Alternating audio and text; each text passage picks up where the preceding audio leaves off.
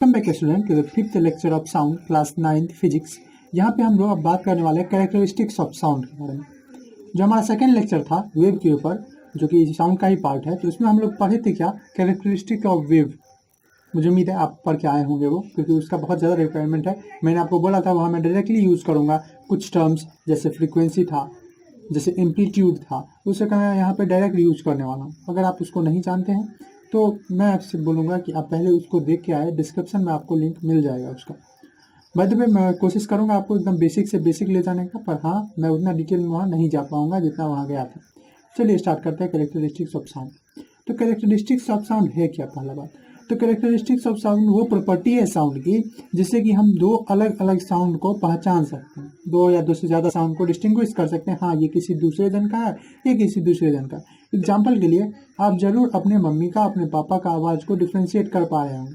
अपने दो भाई ही है, उन्हीं के बीच में आवाज़ आप पता लगा सकते हैं, हाँ ये मेरे इन भैया का है, ये मेरे इन भैया का है। या किसी दो सिंगर का आवाज़ को आप डिस्टिंग्विश कर सकते हैं। उसी तरह से अगर मैं आपको एग्जांपल दूं कि मान लीजिए तबला बज रहा है और गिटार बज रहा है, दोनों की आवाज़ में आप पता लगा सकते हैं, हाँ ये तबला का है, ये गिटार का है या बांसुरी का है। कैसे, ये कैसे होता है? क्योंकि सबसे तो साउंड निकाल रहा है, सब वाइब्रेट कर रहा है, सब वाइब्रेट करके साउंड निकाल रहा है। तो आखिर क्या ऐसा चीज़ है जो सबको डिफरेंट बना रहा है? How sound seems different. कैसे हम लोग का साउंड जो है दिखता है अलग अलग या सुनाई देता है अलग अलग। तो वही अलग अलग साउंड जो हम लोग सुनते हैं, और वो साउंड अलग अलग होने का क्या कारण है? क्योंकि सबका तो सोर्स एक ही है, कहने का मतलब सबका सोर्स मतलब वाइब्रेशन, सबका वाइब्रेशन एक ही है। तो आखिर क्या उस वाइब्रेशन में कुछ ना कुछ होता होगा। जब हम लोग केमिस्ट्री में पढ़े थे तो केमिस्ट्री में देखे थे कि सबका प्रॉपर्टी अलग अलग क्यों हो जाता है, तो हम लोग एटॉमिक लेवल पे गए थे। सेम चीज़ हम लोग वाइब्रेशन के बारे में थोड़ा स्टडी करेंगे। कैरेक्टरिस्टिक्स ऑफ साउंड में मेनली हम लोग क्या क्या पढ़ेंगे, तो मेनली हम लोग तीन चीज़ पढ़ेंगे। पहला हमारा होगा यहाँ पे लाउडनेस। क्या होगा? लाउडनेस, या आप इसको इंटेंसिटी भी कह सकते हैं, पर दोनों एकदम सेम नहीं है, थोड़ा सा डिफरेंट है। हम लोग धीरे धीरे बात करेंगे कैसे डिफरेंट है। दूसरा चीज़ जो हम लोग पढ़ेंगे वो होगा हमारा पिच, या जिसको आप फ्रीक्वेंसी पढ़ के आए थे वही चीज़, वही से रिलेटेड है। तीसरा चीज़ जो है वो है क्वालिटी और टिम्बर, क्वालिटी ऑफ साउंड। होते हैं गुड क्वालिटी या बैड क्वालिटी है, कैसे आप बता सकते हैं ये गुड क्वालिटी या बैड क्वालिटी है, उसके बारे में हम लोग इस लेक्चर में बात करेंगे। तो इसी सब के बारे में हम लोग बात करेंगे इस पूरे लेक्चर्स में। चलिए सबसे पहले स्टार्ट करते हैं किसके बारे में, लाउडनेस या इंटेंसिटी के बारे में, कि आखिर ये क्या है। तो जब बात आती है लाउडनेस की और इंटेंसिटी की, तो आराम से कोई बोल सकता है कम से कम लाउडनेस के बारे में कि लाउडनेस वो चीज़ है जो हमको बताता है कि कौन साउंड लाउड है, कौन साउंड फेंट है। कोई साउंड रहता है वो हमको लगता है बहुत ज़्यादा लाउड है, बहुत ज़ोर से बोला गया है। कोई साउंड ऐसा रहता है जो हमको ज़ोर से लगता है कि यार बहुत धीरे बोला गया है। और अक्सर बोला जाता है कि जो लड़कों का आवाज़ है वो ज़्यादा लाउड है, पर ऐसा कोई बात है नहीं। ठीक है, लड़कियों का भी हो सकता है, पर समझ लीजिए इसको। और एग्जाम्पल, छोटे से एग्जाम्पल से मैं समझाता हूँ। आप टीवी देख रहे हैं या अभी मोबाइल पे लेक्चर देख रहे हैं, इस कंडीशन में मैं अभी बहुत धीरे धीरे बोलने लगूँ, तो आप क्या करेंगे? आप जो साउंड है अपने मोबाइल का वो थोड़ा बढ़ाएंगे, वॉल्यूम का बटन को बढ़ाएंगे ना। या टीवी देख रहे हैं तो उस कंडीशन में अगर आपको सुनाई नहीं दे रहा है टीवी का साउंड, तो आप क्या करेंगे? आप बटन को प्रेस करेंगे जिससे साउंड के रिमोट में, जिससे कि वॉल्यूम इंक्रीज हो, जिससे वो क्या हो, तो जिससे वो लाउडर हो जाए, थोड़ा सा और जोर से सुनाई दे। जब हम वो करते हैं तो हम लोग यही प्रॉपर्टी यूज कर देते हैं। कौन प्रॉपर्टी? Loudness property. जब हम उस रिमोट का बटन टिपे वॉल्यूम को इंक्रीज करने के लिए, तो हम और कोई नहीं, हम उसको लाउड करना चाह रहे थे, मतलब लाउडनेस प्रॉपर्टी का ही हम लोग यूज कर रहे थे उस कंडीशन में। ओके, क्योंकि आप जानते हैं कि टीवी है यहाँ पे और टीवी और हम है यहाँ पे, तो इस दोनों के बीच में मीडियम सेम है ईयर, तो स्पीड सेम रहने वाला है साउंड का, फ्रिक्वेंसी बदलता नहीं है, जैसा मैंने उसी में बताया हुआ है। तो आखिर बदलेगा क्या? तो बदलेगा, आप अगर याद हो, वेलोसिटी जो होता है वो क्या होता है? डिस्टेंस पर यूनिट टाइम, यानी लैम्डा डिस्टेंस बाय टाइम, और 1/t का हम लोग म्यू बोल देते हैं फ्रीक्वेंसी, तो लैम्डा फ्रीक्वेंसी। तो यहाँ पे फ्रीक्वेंसी सेम रहने वाला है, वेलोसिटी सेम रहने वाला है, क्योंकि मीडियम जब तक नहीं बदलता है और टेम्परेचर तब तक नहीं बदलता। वैसा तो नहीं है ना कि आप यहाँ पे और एक ही बात टेम्परेचर बढ़ जाएगा, ऐसा तो नहीं है टीवी और आपके बीच में। तो बदलेगा कौन? यस, एम्पलीट्यूड बदलेगा। उसका क्या बनने वाला है?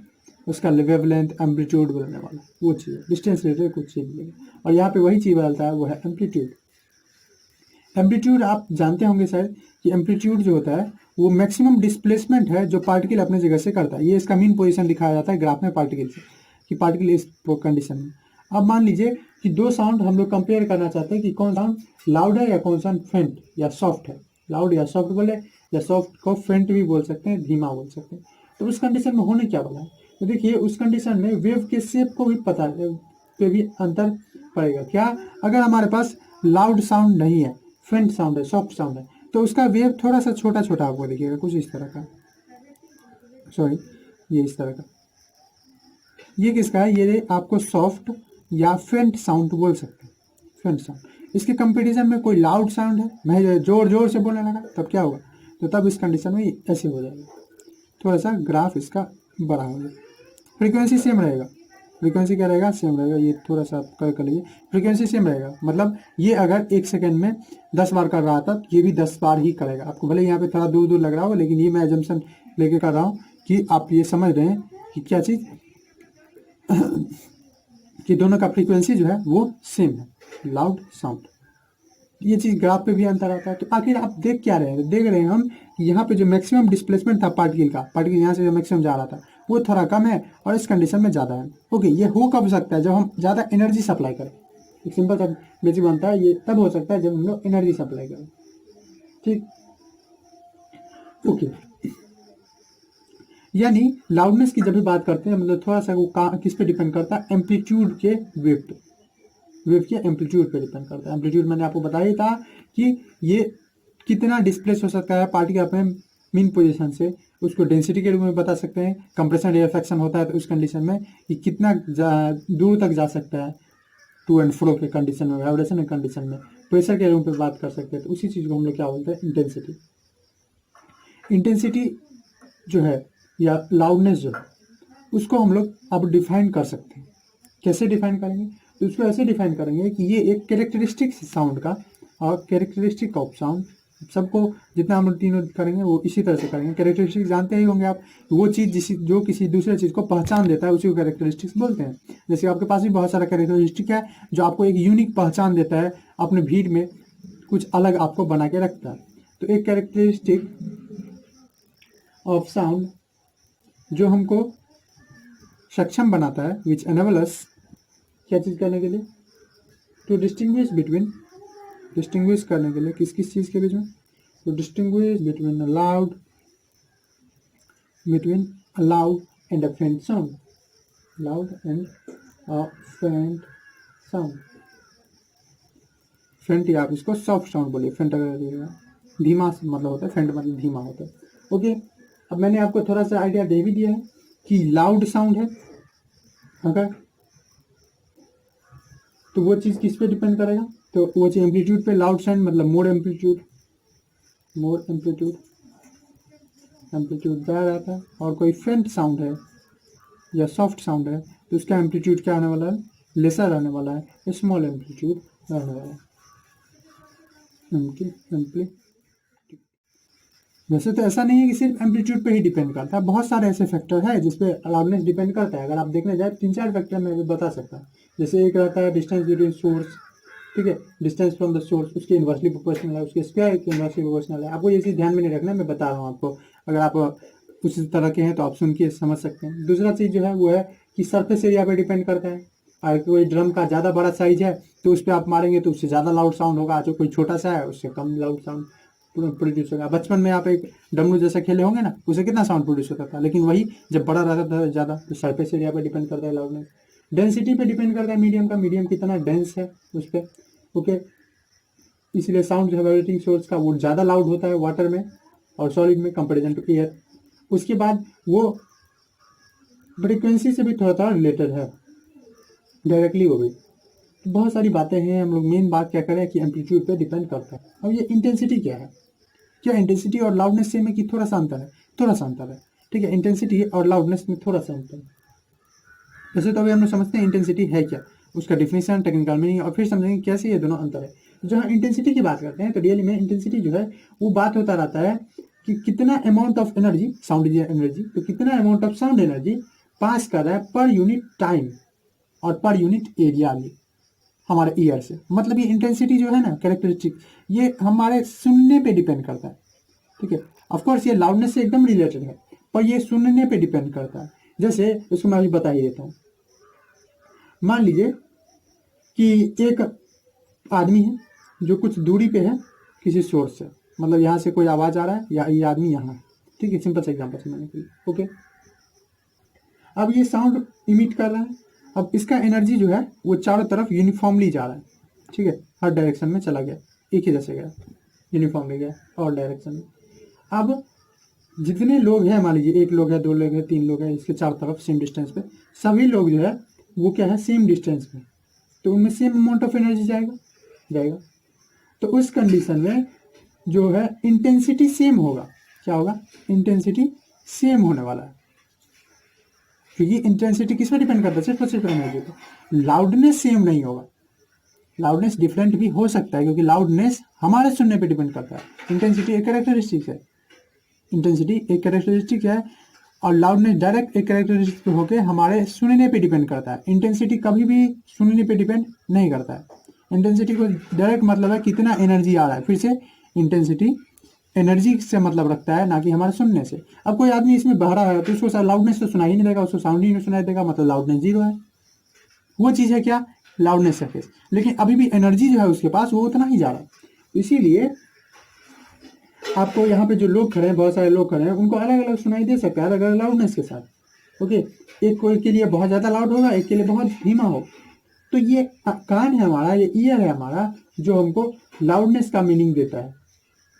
अगर सबके पास सेम सेंसेशन रहता, सेम सुनने की क्षमता रहती, तो लाउडनेस और इंटेंसिटी सेम होता।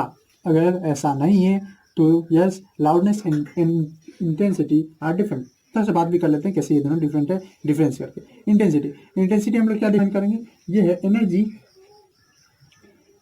अमाउंट ऑफ एनर्जी पासिंग पर यूनिट एरिया पर यूनिट टाइम, यानी एरिया इंटू टाइम। अब देखिए, एनर्जी बाय टाइम को हम लोग एक और चीज़ बोलते हैं, वर्क नहीं पढ़े, क्या है, power. Yes, you are correct, power by time. So we can also define it as power of energy, या simply power per unit area is known as what is known as intensity. तो intensity क्या है, intensity at any point in space, किसी point पे define किया जाता है। या तो ऐसे डिफाइन करें, अमाउंट में शॉर्टकट में लिखा, अमाउंट ऑफ एनर्जी पासिंग पर यूनिट एरिया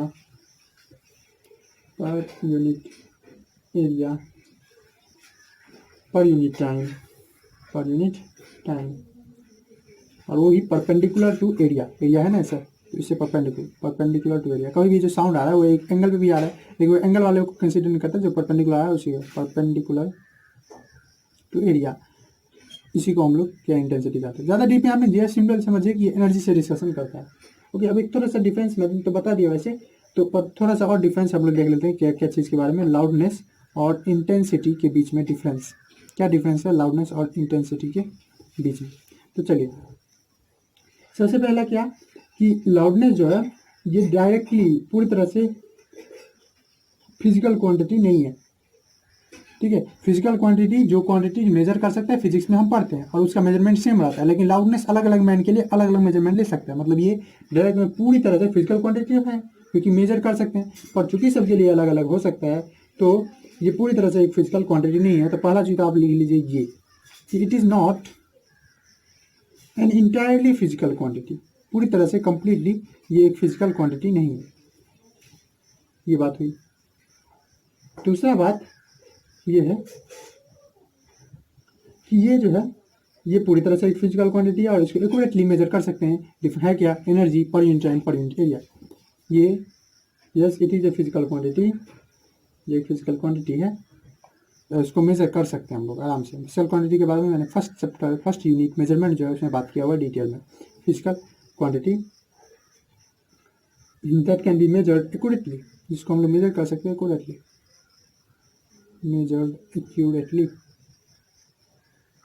ओके। अब बात करते हैं लाउडनेस की। ये लाउडनेस जो है वो किस पे डिपेंड करता है, तो हम जानते हैं जैसे लाउडनेस जो है डिपेंड करता है सेंसिटिविटी ऑफ ईयर, हमारा ईयर कितना सक्षम है सुनने को। और उसके साथ साथ इंटेंसिटी ऑफ साउंड। लेकिन जब हम बात करते हैं इंटेंसिटी की, तो ये इसको कोई रिलेशन ही नहीं है सेंसिटिविटी से। आपके पास कितना सुनने की क्षमता है, आप बड़े हो, बहुत तेज है आपका काम, कोई मतलब नहीं है। इसको मतलब है एनर्जी जा रहा है कितना। ठीक है, तो ये डिपेंड करता है, it depends on sensitivity of year, sensitivity पे और इंटेंसिटी पे। लेकिन इंटेंसिटी को इस सबसे कोई रिलेशन है नहीं, सेंसिटिविटी ऑफ ईयर। और ये जो है ये किस पे डिपेंड करता है, it depends on, it do not depend, it does not depend on sensitivity of year. Sensitivity of year पे कोई रिलेशन इसका नहीं। उसके बाद और भी बात कर सकते हैं, जैसे इसका कोई सब्जेक्टिव एग्जिस्टेंस नहीं है, एक सब्जेक्ट के रूप में इसका कोई नहीं है, पर इसका है ऑब्जेक्टिव एग्जिस्टेंस है। तो ये सब बात हुई किसी बारे में, इंटेंसिटी और लाउडनेस के बारे में। आई होप कि आपको समझ में आ गया होगा। चलिए बढ़ते हैं सेकंड कैरेक्टरिस्टिक की तरफ, और सेकंड कैरेक्टरिस्टिक्स जो है वो है पिच। देखिए, इसमें मैं सबसे सिंपल तरीके से आपको समझाना चाहूँ तो आपको मैं ऐसे समझाऊंगा कि आप किसी लड़के का या किसी लड़की का आवाज़ इसीलिए पहचान पाते हैं, इसीलिए अलग कर पाते हैं क्योंकि वहाँ पे कैरेक्टरिस्टिक्स है पिच। दो साउंड अगर सेम एम्पलीट्यूड का है, ये तो आप समझे ना, ये किस पे डिपेंड कर रहा है, लाउडनेस डायरेक्टली डिपेंड कर रहा है एनर्जी पे। मैंने शायद नहीं लिखा कहीं पे, तो मैं लिख देता हूँ, बोलते दिया हूँ बहुत बार, पर लिख लीजिए, लाउडनेस डिपेंड्स ऑन एनर्जी। क्योंकि आपको पूछ लिया जाएगा दो साउंड जिसका एक का कम एनर्जी है, एक का ज़्यादा, किसका लाउडनेस ज़्यादा है, किसका इंटेंसिटी ज़्यादा है, तो यहाँ से एनर्जी पे डायरेक्टली डिपेंड है इंटेंसिटी और लाउडनेस। इसीलिए लाउडनेस जो है वो डिपेंड करता है किस पे, एनर्जी पे, एनर्जी।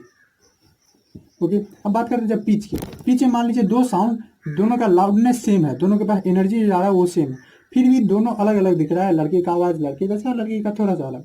ऐसा क्यों हो रहा है? तो ऐसा होता है फ्रीक्वेंसी के कारण। फ्रीक्वेंसी मैंने बताया था कि कोई जो वेव चलता है वो 1 सेकंड में कितने बार अपने आप को रिपीट कर लेता है, कितनी बार वेव साइकिल कंप्लीट कर लेता है, that we call as pitch. Same is here, अगर कोई वेव चल रहा है तो वो कितना साइकिल कंप्लीट कर रहा है, उसी को बोलते हैं पिच या फ्रीक्वेंसी। ओके, मेल और फीमेल के वॉइस को डिस्टिंग्विश कर पाना इसी के बदौलत हो पाता है। चलिए अब देखते हैं ये पिच को। पिच को पहले हम लोग उसी तरह से डिफाइन कर सकते हैं। ये ऐसा कैरेक्टरिस्टिक है, ये कैरेक्टरिस्टिक ऑफ साउंड जो हेल्प करता है किसमें, विच हेल्प इन डिफ्रेंशिएट करने में, पता करने में, डिफरेंस निकालने में, डिफ्रेंशिएटिंग बिटवीन और shrill sound. Okay, shrill sound आपको नहीं पता है तो समझ लीजिए, श्रिल मतलब जो सिंपली मीन जो बहुत ज़्यादा हाई हो, अनप्लीजेंट हो, उस तरह से। या सिंपली समझ लिया, अभी टेक्निकल में थोड़ा सा जाना पड़ेगा आपको अच्छे से समझने के लिए, कि जिसका हाई फ्रिक्वेंसी हो या फ्रीक्वेंसी जिसका हो उसी हिसाब से। तो between a shrill sound and shrill sound, from shrill sound को किससे, फ्रॉम अ ग्रेव, ग्रेव बोले या आप डल बोल सकते हैं या फ्लैट बोल सकते हैं, flat sound. Okay, flat sound या सिंपली समझ सकते हैं, इसको आप ऐसे लिख लीजिए, आपको यह भी लगा तो एक कैरेक्टरिस्टिक है साउंड का जो हेल्प करता है किसमें, डिफ्रेंशिएट करने में, किसमें, एक हाई फ्रीक्वेंसी वाले साउंड को एक लो फ्रीक्वेंसी वाले साउंड। तो यहाँ से आप ये भी लिख सकते हैं, बिटवीन इस पूरे लाइन की जगह आप लिख सकते हैं between a high frequency sound and a low frequency sound. तो इसमें तो कहने की जरूरत ही नहीं है, किस पे डिपेंड कर रहा है, फ्रीक्वेंसी पे, between the high frequency and the low frequency sound. High frequency और लो फ्रीक्वेंसी साउंड पे डिपेंड करने को जो डिफ्रेंशिएट करता है, जो कैरेक्टरिस्टिक डिफ्रेंशिएट करता है, उसको हम लोग पिच बोलते हैं। इसी हिसाब से अब फ्रीक्वेंसी के हिसाब से इसको बोला गया high pitch and low pitch, high pitch and low pitch. अब देखिए इसका वेव फॉर्म कैसा दिखेगा, मतलब वेव पे जो हम इसको पिक्चर बनाएंगे तो कैसा दिखेगा, तो दोनों का एम्पलीट्यूड सेम रहने वाला है। तो अंतर किस में होने वाला है, तो अंतर होने वाला है इसके फ्रीक्वेंसी में, ये भी एक है और ये भी एक है। तो इसमें आप देखिए ये जो है इस वेव का देखिए लगभग मैंने कोशिश किया इंटेंसिटी दोनों का सेम हो, मतलब लाउडनेस सेम हो यानी एम्पलीट्यूड सेम हो, ये दोनों मैं कोशिश किया हूँ कि दोनों सेम रहे एम्पलीट्यूड। तो आखिर क्या चीज़ बदल गया यहाँ पे, तो बदल गया है कि इसमें देखिए इतना ही टाइम में, अगर मान लीजिए 1 सेकंड की बात हो रही है तो यहाँ पे 1 2 और मैं यहाँ कर ही दूँ 3 वेव साइकिल कंप्लीट हुए। लेकिन यहाँ बात करें 1 2 3 4 और यहाँ मैं बात करूँ 5 वेव साइकिल कंप्लीट हुए, अगर हम लोग 1 सेकंड की बात करें। यही चीज़ जो है वो कैरेक्टरिस्टिक है जिसको हम लोग पिच बोल रहे हैं। कैसे दो साउंड जिसका फ्रीक्वेंसी ज़्यादा है और एक का कम है उसको डिफ्रेंशिएट करने वाले को हम लोग क्या बोल रहे हैं, पिच। ओके, तो पिच जो है वो अगेन एक सेंसेशन है और ये सब्जेक्टिव नहीं है, पूरी तरह से फिजिकल क्वांटिटी नहीं है, सब्जेक्टिव नेचर नहीं है। फ्रीक्वेंसी दूसरे साइड क्या है, एक ऑब्जेक्टिव है, सब्जेक्ट का मैटर है। ओके, और इसको मेजर किया जा सकता है, जैसे कि हम लोग बात किए थे डिफरेंस के रूप में कि अगेन जो हमारा पिच है, ये पिच हमारे कान पे डिपेंड करता है, हमारे ईयर पे डिपेंड करता है, उसी तरह से जैसे लाउडनेस डिपेंड करता था। तो ये पिच अगेन एक नॉट इंटायरली फिजिकल क्वांटिटी है, डिफरेंशियल बना सकते हैं, not entirely a physical quantity. जब हम लोग बात करते हैं, लेकिन जब हम बात करते हैं कि इसकी फ्रीक्वेंसी की, तो we know we can accurately measure frequency. So frequency is also a physical quantity. Frequency क्या है, एक फिजिकल क्वांटिटी है। ओके, अगेन पिच डिस्क्राइब आखिर क्या करता है, या लाउडनेस जो था वो डिस्क्राइब क्या करता था। तो पिच या लाउडनेस जो था वो डिस्क्राइब करता था कि कैसे जो है ब्रेन किसी साउंड को इंटरप्रेट कर रहा है। आपको पता होगा, भले ही आपके पास कान में जाता है आवाज़ 8 से भी, और नहीं पढ़े हैं तो इस क्लास में भी ईयर का जब हम लोग पढ़े हैं तो पता होगा, भले ही ईयर से जाता है कोई चीज़, साउंड जाता है, या आई से लाइट जाता है, लेकिन ईयर में और आई में दोनों में एक नर्व होता है, एक न्यूरॉन होता है जो डायरेक्ट ब्रेन में सप्लाई कर देता है उस सिग्नल को, चाहे वो ईयर का हो या आई का हो। ईयर में उसी का नाम ऑडिटरी नर्व है और आई में ऑप्टिकल नर्व है, ये चीज़ है। तो अंत में जो भी आपको सुनाई देता है या दिखाई देता है वो सब ब्रेन का कमाल है, कैसे ब्रेन उस चीज़ को दिखा रहा है, इंटरप्रेट कर रहा है, दिखा रहा है। तो ये चीज़ पिच जो है वो डिस्क्राइब करता है क्या चीज़, हाँ वो ब्रेन, कैसे ब्रेन जो है वो इंटरप्रेट कर रहा है, मतलब दिखा रहा है, डिस्क्राइब कर रहा है, किसको, interprets the frequency of sound, the frequency of sound. उसी तरह से आप लाउडनेस के लिए भी लिख सकते हैं कि लाउडनेस जो है वो डिस्क्राइब करता है कैसे ब्रेन इंटरप्रेट कर रहा है दो अलग अलग इंटेंसिटी वाले साउंड को, या दो अलग अलग एम्पलीट्यूड वाले साउंड को, फ्रीक्वेंसी ऑफ साउंड। तो मैंने आपको थोड़ा सा बता ही दिया। आई होप कि आपको ये समझ में आ गया होगा। दिक्कत है तो कमेंट बॉक्स का आप जरूर यूज करें, आप जरूर बताएं कि आपको आखिर क्या दिक्कत हो रहा है, कहाँ पे दिक्कत हो रहा है, उस हिसाब से मैं इंप्रूवमेंट करूँगा। चलिए बात करते हैं थर्ड कैरेक्टरिस्टिक की, जो कि है क्वालिटी और टिम्बर। अभी तक हम लोग पढ़े कि दो साउंड में अंतर आ सकता है, किसके बदौलत, तो आ सकता है, हो सकता है एम्पलीट्यूड अलग अलग हो। एम्पलीट्यूड अगर अलग सेम हो, उस कंडीशन में हो सकता है फ्रीक्वेंसी बदल जाए, और फ्रीक्वेंसी एक मीडियम में डिपेंड नहीं करता है। डिपेंड करने के लिए वो चीज़ क्या चाहिए, तो वो चीज़ मीडियम के अलावा भी दूसरा कंडीशन हो सकता है। एक मीडियम अगर बात हो तो उसमें नहीं बदलता है मेनली। और ये आपको बता दूं एक और आइडिया कि गर्ल का जो आवाज़ होता है वो ज़्यादा फ्रीक्वेंसी वाला यानी हाई पिच होता है compare to boy. Okay, female है हायर पिच, यहाँ मैं लिख ही देता हूँ, कभी कभी पूछ देते हैं। Female voice has higher pitch, मतलब ज़्यादा फ्रीक्वेंसी वाला हायर पिच, यानी मोर श्रिल रहता है देन मेल वॉइस। इसलिए मेल का वॉइस जो है कभी कभी फ्लैट लगता रहता है, थोड़ा सा लाउड लगता रहता है, लेकिन वही फीमेल का अच्छा लगता रहता है। ठीक है, वो पिच के कारण। अब देखिए कोयल का, जैसे कोयल जो है उसका हायर पिच रहता है कंपेयर टू बुल। कोई सांड है वो जैसे बोलता है वो बड़ा अजीब लगता रहता है ना, और वही वो कोयल बोलती है तो कितना अच्छा से लगता रहता है। अब मैं यहाँ आपको मिमिक्री करके नहीं दिखाने वाला हूँ कि कैसे कोयल या बुल जो है वो बोलता है। आई होप कि आपको ये सब समझ आया होगा। चलिए थर्ड कैरेक्टर की तरफ पढ़ते हैं, जो कि है क्वालिटी और टिम्पर। तो इस कंडीशन में हम लोग पढ़े एक में कि एम्पलीट्यूड बदलेगा तो क्या होगा, दूसरे में पढ़े फ्रीक्वेंसी बदलेगा तो क्या होगा, अगर एम्पलीट्यूड सेम हो तब भी। अब देखते हैं एम्पलीट्यूड और फ्रीक्वेंसी अगर दो साउंड का सेम है तब भी क्या वो दोनों डिफरेंट हो सकता है। Answer is yes. How, we are going to learn.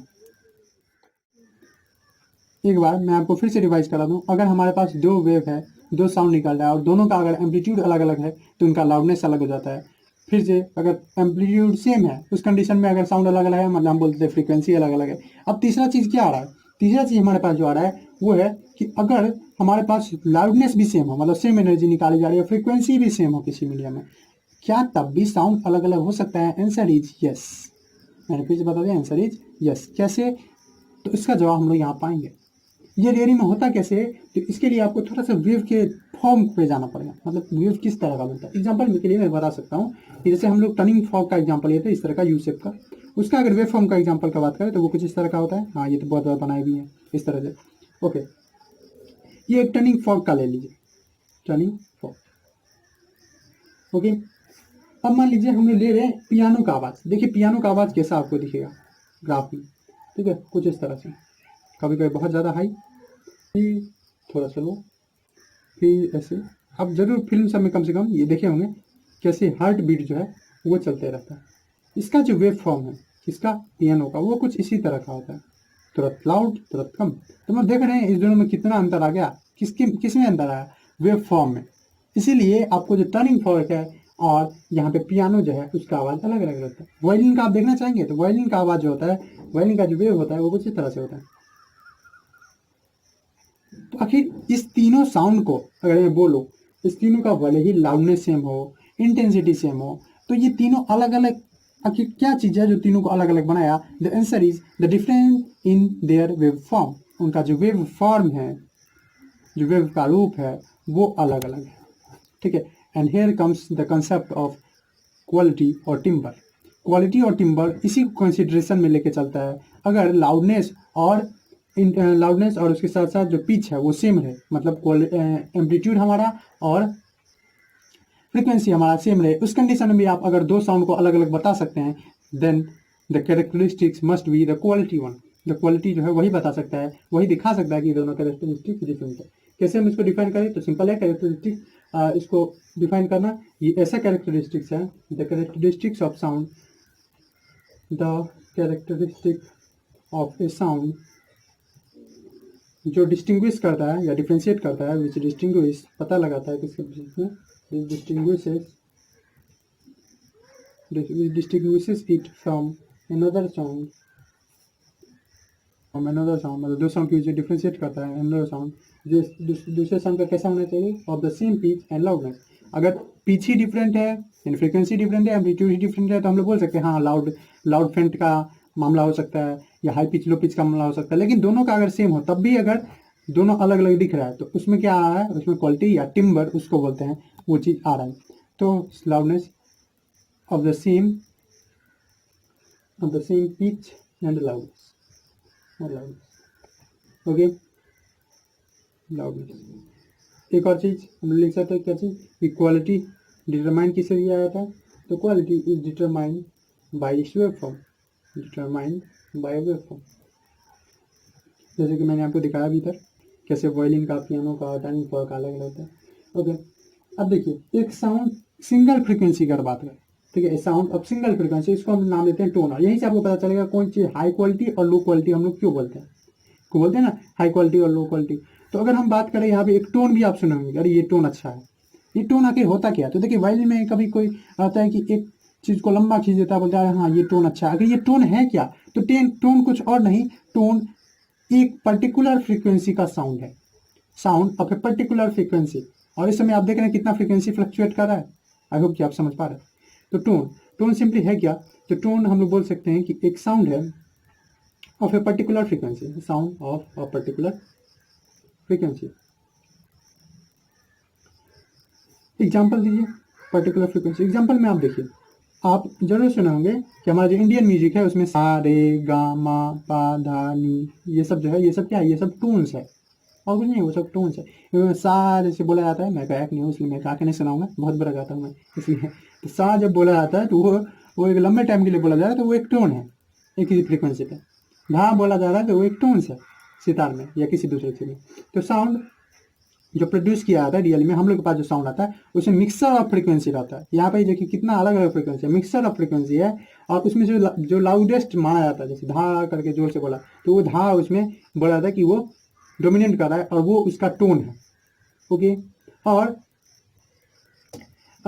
उसी तरह से सॉफ्टवेयर साउंड होते हैं जिनका और ज़्यादा, मान लीजिए भी फ्रीक्वेंसी का कोई साउंड है, उसको हम डबल कर दिए, ट्रिपल कर दिए, 4 टाइम्स कर दिए, तो वो साउंड हमको और अच्छा लगता है क्योंकि हमको सिर्फ एक फ्रीक्वेंसी का दिखाई देता है। और यहीं पे कंसेप्ट आता है म्यूजिक का, जो हमको म्यूजिक कोई अच्छा लगता रहता है वो इसीलिए क्योंकि वो एक ही पर्टिकुलर फ्रीक्वेंसी को ज़्यादा देर तक चलाता है, वो हमारे कान को, हमारे ईयर को, हमारे माइंड को सुनने में अच्छा लगता है।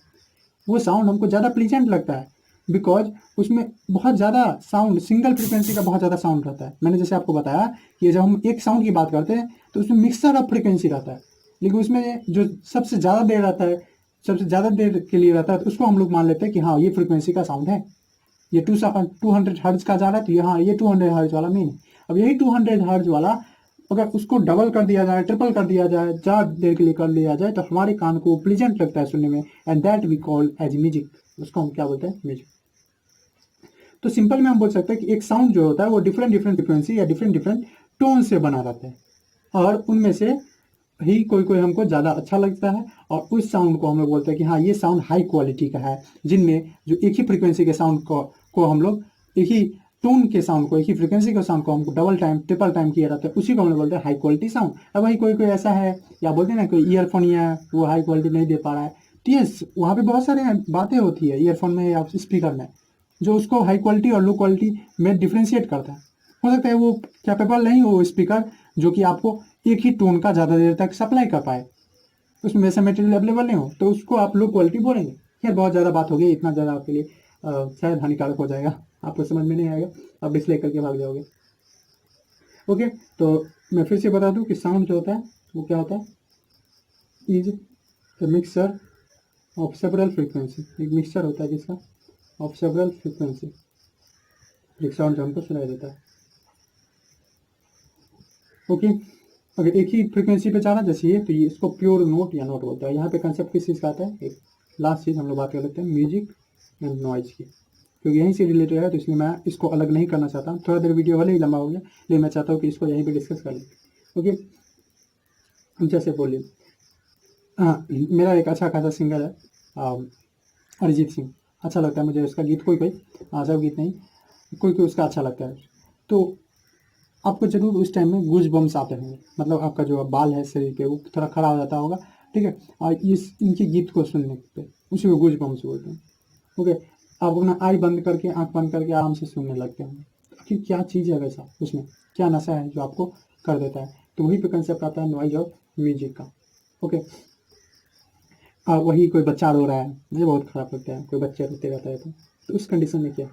तो ये म्यूजिक और लाउड का जो म्यूजिक और नॉइज का जो कंसेप्ट है ना, ये पूरी तरह से डिपेंड है आपके ईयर पे, आपकी कैपेबिलिटी पे कि आप किसको ले रहे हैं। कोई कोई आदमी को बच्चे का रोना ही अच्छा लगता है, उसके लिए वही म्यूजिक है, और कोई कोई को वो तो बहुत खराब लगता है, तो उसको हम लोग क्या बोलते हैं? नॉइज। तो नॉइज और म्यूजिक जो है वो डायरेक्टली इन्फ्लुएंस्ड है किससे? कि हम कैसे साउंड को ले रहे हैं। क्या हमको प्लीजेंट लग रहा है? तो यस, अगर प्लीजेंट लग रहा है तो उसको हम लोग बोलते हैं म्यूजिक। डिफाइन कैसे करेंगे? Sound which is pleasant to hear, जो प्लीजेंट है सुनने में ईयर इसको, और ये क्या है? ये अनप्लीजेंट साउंड है जो हमको सुनने में अच्छा नहीं लगता है, उसको हम लोग नॉइज बोलते हैं। ओके, ये अनप्लीजेंट है, बोरिंग है, जरिंग है बोल सकते हैं हमारे लिसनर के लिए। जैसे मान लीजिए गन का कोई बच्चे, चार बच्चे थोड़ा सा मरमरिंग कर रहे हैं, बड़बड़ बड़बड़ कर रहे हैं, ठीक है, तबला पीट रहा है, किसी को अच्छा लगता है, किसी को खराब भी लगता है। और ये म्यूजिक और नॉइज का जो डिफिनेशन है वो अगेन डिपेंड करता है कि आपको क्या अच्छा लग रहा है। किसी आपके लिए जो भले ही म्यूजिक है वो दूसरे के लिए नॉइज भी हो सकता है। आपको भले ही किसी का हनी सिंह का रैप पसंद है, लेकिन दूसरे के लिए वो बहुत ज़्यादा खराब भी हो सकता है। एग्जाम्पल के लिए मान लीजिए मुझे कोई कोई रैप पसंद है, तो मेरे फादर के लिए वो नॉइज है, कह रहे हैं ये क्या सुन रहा है।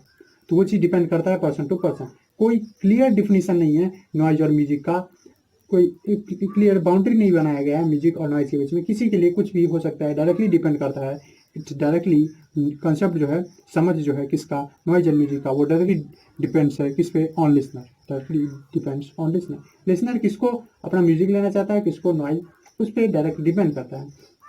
ओके, अक्सर देखा जाता है कि जब हम म्यूजिक की बात करते हैं तो उसमें एक सिंगल टोन रहता है, जैसे आपको बताया मैंने, सिंगल फ्रिक्वेंसी पे चलता रहता है। लेकिन जब बात करते हैं हम लोग किसकी, नॉइज की, तो उस कंडीशन में सिंगल पे नहीं चलता है, वो कभी ऐसे ऐसे जैसे, फिर ऐसे ऐसे फिर ऐसे ऐसे ऐसे, उसका वेव फॉर्म ऐसे ही बदलते रहता है। तो ये चीज़ हुआ नॉइज का वेव फॉर्म। ओके, इसलिए नॉइज जो होता है वो बहुत सारे टोन्स को रखे रहता है अपने में, इसीलिए नॉइज हमको अच्छा नहीं लगता है, और ये अक्सर लो क्वालिटी का होता है या लो फ्रिक्वेंसी का रहता है। खैर चलते हैं हम लोग एक डिफरेंस बना लेते हैं म्यूजिक और नॉइज के बीच में। कभी कभी पूछ दिया जाता है कि म्यूजिक और नॉइज के बीच में क्या क्या डिफरेंस है, तो चलिए बात करते हैं। तो पहला चीज़, म्यूजिक इसी से आप डेफिनेशन नहीं बना सकते, जैसे मैंने आपको बता दिया है कि म्यूजिक जो है उसका एक अच्छा इफेक्ट होता है, it has a pleasant effect, एक अच्छा इफेक्ट होता है किस पे? On the year, effect on the year. लेकिन यही बात करें किसकी, नॉइज की, तो अनप्लीजेंट टू हीयर या अनप्लीजेंट इफेक्ट ऑन ईयर। दूसरा चीज़ हम लोग बता सकते हैं किसके बीच में, ये बता सकते हैं टोन्स के बीच में, ठीक है, उसके या फ्रीक्वेंसी के बीच में। तो जब हम बात करते हैं म्यूजिक की, frequency of music is high, या म्यूजिकल साउंड जो है वो हाई रहता है, और इसमें फ्रीक्वेंसी जो है नॉइज का वो लो रहता है, म्यूजिक कंपेरिजन लोअर। ओके, इसके बाद जब बात करते हैं म्यूजिक की, तो उसमें डायरेक्टली वही चीज़ इन्फ्लुएंस नहीं होता है, तुरंत चेंज नहीं हो जाता है, लेकिन देख रहे हैं आप नॉइज में कितना चेंजिंग है, वेव फॉर्म से आप देख सकते हैं। तो इसमें it has no sudden change in amplitude, कोई तुरंत ही एकदम बहुत ज़्यादा लाउडनेस में नहीं बदला किया जाता है। अब देखिए गायक जो है वो किसी चीज़ को खींचते रहता है, करते खींचते खींचते खींचते खींचते कम या ज़्यादा करता है, खींच खींच के एक ही बात नहीं कि बहुत जोर से चिल्ला दिया फिर तुरंत चुप हो गया, ऐसा तो नहीं देखते हैं आप कोई म्यूजिक में। तो इट हैज़ नो सडन, अगर रहता है ऐसा तो किसी को अच्छा नहीं लगता है। It has no sudden change in amplitude, change in amplitude, इसलिए वो हमको अच्छा भी लगता है। लेकिन इसमें तो खूब होता है नॉइज में, कभी कोई चीज़ हथौड़े के मारने की आवाज़, कभी जोर से कभी धीरे, बहुत ख़राब लगता है। ठीक है, तीसरा आप लिख सकते हैं क्या, इट हैज़ यूजुअली, म्यूजिक जब नॉइज की बात करें तो usually sudden change, usually sudden change in amplitude, change in amplitude. Okay, उसके बाद इसमें जो होते हैं वो एक रेगुलरली बेसिस पे चेन आते रहता है, चेन ऑफ टोन्स आते रहते हैं। तो it consist of series of sound impulse, series of sound impulse. Impulse आप नहीं समझ रहे हैं तो इम्पल्स सिंपली समझिए टोन्स, टोन्स जो है ना वो एक सीरीज में आते रहते हैं, पहले सा आया तब सा रे आया, इस तरह से। और उसमें ऐसा नहीं है, और वो क्या होते हैं, that follow one another regularly, एक दूसरे को एकदम लाइन से फॉलो करते हैं, फॉलो वन अनदर रेगुलरली। अब ये चीज़ मैं आपको बहुत ज़्यादा डिटेल में अंदर तो ले नहीं जा सकता, क्योंकि हम म्यूजिक क्लास तो कर नहीं रहे हैं, उसके बारे में अंदर जाके देखें तो हम लोग फिजिक्स पढ़ रहे हैं, तो हमको जो बाहर से मतलब है वही हम लोग रखेंगे।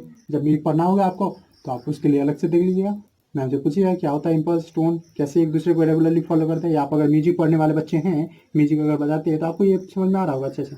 फोर्थ ये क्या है, तो द साउंड इम्पल्स या साउंड टोन जो होते हैं वो एक दूसरे को रेगुलरली नहीं फॉलो करते हैं। साउंड इम्पल्स या tones impulse do not follow regularly, एक दूसरे को क्या होता है रेगुलरली नहीं फॉलो करते।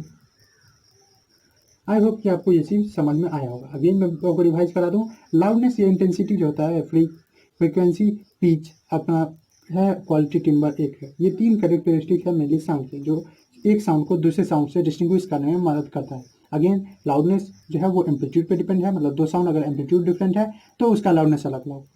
सेकेंड चीज़ फ्रीक्वेंसी अलग अलग है तो उसका पिच अलग अलग होगा। थर्ड चीज़ अगर दोनों चीज़ सेम है फिर भी अगर दो साउंड अलग अलग हो रहा है, then the answer will be in quality of sound में आप बता सकते हैं, क्वालिटी ऑफ साउंड पे क्वेश्चन उठा सकते हैं कि तुम ही जो है दोनों साउंड को अलग अलग किए हुए हैं। अब इंटेंसिटी ऑफ साउंड जो है वो डिफाइन किया जाता है किसके रूप में, एनर्जी के रूप में। एनर्जी कितना पास हो रहा है पर unit time per unit area, जो कि परपेंडिकुलर है। ओके, अब उसका यूनिट भी अलग अलग हो सकता है, ऑफकोर्स उसका यूनिट अलग अलग हो सकता है। जैसे सिंपल में समझे तो इंटेंसिटी जो है, इंटेंसिटी का मैंने यूनिट नहीं बताया तो सॉरी, इंटेंसिटी का मैं वहीं जाके यूनिट लिख दे रहा हूँ। मुझे अगर आप बता सकते हैं इंटेंसिटी का यूनिट, क्यों आप इतना बड़ा तो हो गया, मैंने बहुत बार ये बताया हुआ। देखिए यूनिट बनाने के लिए आपको क्या चाहिए, जो चीज़ चाहिए वो अवेलेबल है, आपके पास फार्मूला अवेलेबल है। पावर का क्या होता है वाट, और टाइम का टी। ठीक है, तो वह सॉरी यहाँ मीटर होगा, यहाँ एरिया होगा। Power by energy by time को हम लोग लिए हैं ना, कि क्या चीज़ पावर, तो एरिया, तो यहाँ पे वाट मीटर स्क्वायर, वाट पर मीटर स्क्वायर जो हो जाएगा वो क्या हो जाएगा, यूनिट हो जाएगा किसका, इंटेंसिटी का। यही सब बातें थी इसके बारे में। आई होप कि आपको सब कुछ समझ में आया होगा। अगर कोई दिक्कत है तो आप बता सकते हैं। तो ये लेक्चर में अब इतना ही। नेक्स्ट लेक्चर में हम लोग बात करेंगे बहुत इंपॉर्टेंट चीज़ की, जो कि है रिफ्लेक्शन ऑफ साउंड, और वहाँ पे हम लोग कुछ उसके रिलेटेड बातें। चलिए।